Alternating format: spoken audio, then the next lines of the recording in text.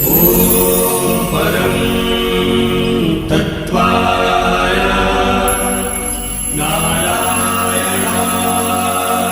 गुरुभ्यो नमः। शक्तिपात का तात्पर्य है गुरु खाली धोती कुर्ता पहना हुआ गुरु नहीं हो सकता। भगवान कपड़ा पहना हुआ भी गुरु नहीं हो सकता। लंबी लंबी जटाएं रखने वाला भी गुरु नहीं हो सकता। गुरु ज्ञान को कहते हैं, जिसके अंदर जितना ही ज्यादा ज्ञान होगा वह उतना ही ज्यादा श्रेष्ठ गुरुत्व हो सकता है। इसलिए शास्त्रों में दो शब्द बताए हैं, एक गुरु एक सदगुरु। गुरु का तात्पर्य है जो आपका कुल गुरु है, घर में पुरोहित है, पंडा है, जो काशी में बैठे हैं, मथुरा में बैठे हैं, हरिद्वार में बैठे हैं, जो पिंडदान करवा सकता है, जो आपको पूजा पाठ करवा सकता है, जो घर में दुर्गा सरस्वती का पाठ कर सकता है, जो आपकी शादी करवा सकता है, जो वे गुरु हैं, क्योंकि उनको ज्ञान है। मगर वो शक्तिपात नहीं कर सकते। उनके पास उतनी चीज नहीं है जो आपको ट्रांसफर कर सके। उनके पास छोटा टिमटिमाता हुआ दिया है जिसकी रोशनी में वो पढ़ करके आगे बढ़ रहे हैं। शक्तिपात तो तब हो पाएगा, एक छोटा दिया आप तक रोशनी किरण नहीं फेंक सकता, उसके लिए सूर्य बनना पड़ेगा। और जो सूर्यवत होता है उसको सदगुरुदेव कहते हैं, वह सदगुरु होता है, वो शक्तिपात कर सकता है।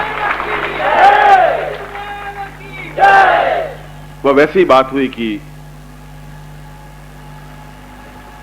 आपको 100 रुपए चाहिए और आपके पास 100 रुपए नहीं है, प्रयत्न करने के बावजूद भी आप 100 रुपए प्राप्त नहीं कर पा रहे हैं, तो आप मेरे पास आते हैं और मेरी जेब में 500 रुपए हैं क्योंकि मैं संपन्न हूं आपसे ज्यादा, तो उसमें से मैं आपको 100 रुपए दे दूंगा। ये 100 रुपए देने की क्रिया को शक्तिपात कहा गया। यानी मेरे पास वह चीज है जो आपके पास नहीं है और मैं अपने उस शक्ति के माध्यम से आप में ट्रांसफर कर दूं।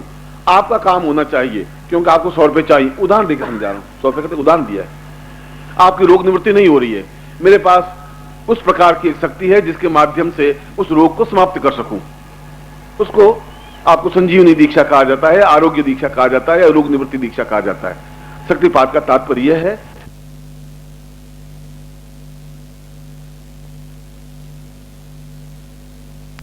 जो कुछ हुआ, विस्फोट हो गया, आंख के माध्यम से विस्फोट होता है 1 सेकंड में, वह आपके शरीर में उतर जाती है, वह शक्ति, वह क्रिया, और अपने आप में रोलेट होने लग जाती है, अंदर क्रिया होने लग जाती है और जो आप चाहते हैं वह हो जाता है। मगर वो एक आंख पूरी खुली होनी चाहिए, पूरा नेत्र खुला होना चाहिए, क्योंकि शक्तिपात या तो नेत्रों के माध्यम से ही प्राप्त हो पाएगा या हाथों के माध्यम से। या तो मैं आपके सिर पर हाथ रखूं, आशीर्वाद दूं, मेरी उंगलियों के माध्यम से आपको वह चेतना दे सकूं, या नेत्रों के माध्यम से दे सकूं।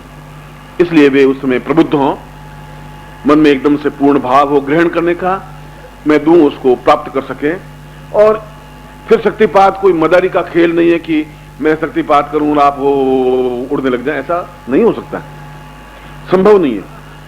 क्योंकि जमा हुआ एकदम से जंग लगा हुआ जो किवाड़ होगा उसको कई धक्के देने पड़ेंगे, एक धक्के से नहीं भी खुले, दूसरा धक्का देंगे, तीसरा धक्का देंगे, क्योंकि 50 साल से वो जंग जमा हुआ किवाड़ है।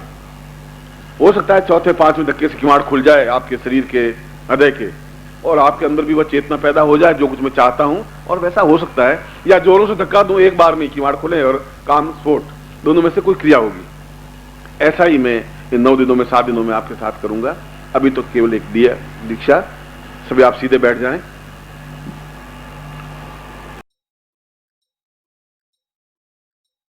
ओम परम तत्वाय नारायणाय गुरुभ्यो नमः।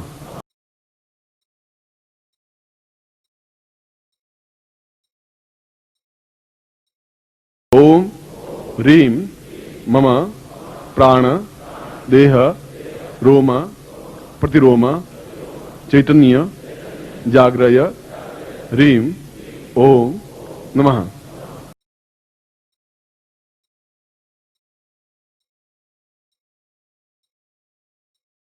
ओम भूर्भुवः स्वः तत्सवितुर्वरेण्यं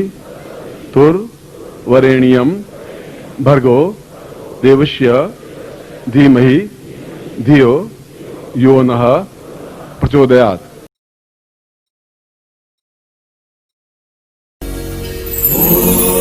परं